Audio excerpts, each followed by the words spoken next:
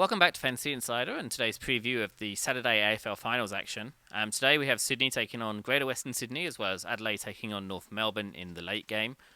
A couple of interesting games, I think. The Sydney-Greater Western Sydney one is expected to be fairly close, while Adelaide are a fairly substantial favourite for this time of year, 35-point favourites over North Melbourne. Both games expected to be reasonably high-scoring and no weather in the forecast. And again, I'm joined by Blake today. We're just going to have a quick chat through today's games. Awesome. Thanks for that one, Daryl. Now, just to get started, is there kind of anything unusual about today's games that you think anyone here listening should be taken into account when creating their lineups?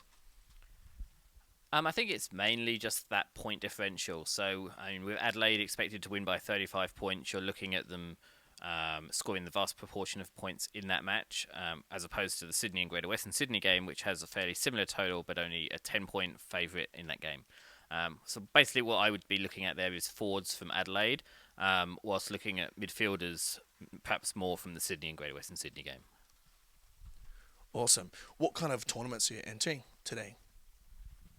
So I'll probably be spreading risk over a couple of the different tournament styles. So there'll be individual tournaments for the Sydney Greater Western Sydney game and the Adelaide North Melbourne game, which I think at Draft Stars are $10,000 prize pools. So I'll be looking at the normal strategy there of trying to cover each of the outcomes.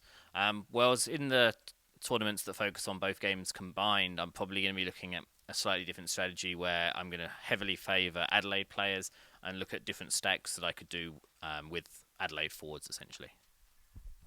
Does your strategy change in tournaments involving multiple games, or? Yeah, definitely. I mean, in those kind of games, you're very much focusing on stacking and finding stacks that are taking advantage of the opportunities that those games offer. So, for example, in the Adelaide game, you'll be looking at stacking perhaps two of the forwards along three of the midfielders, and then allowing the rest of the team to fall where it may.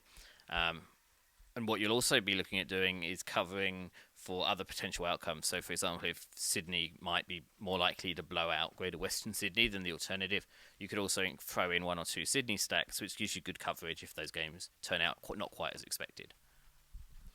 Cool. Are there any players you are finding good value for their wage?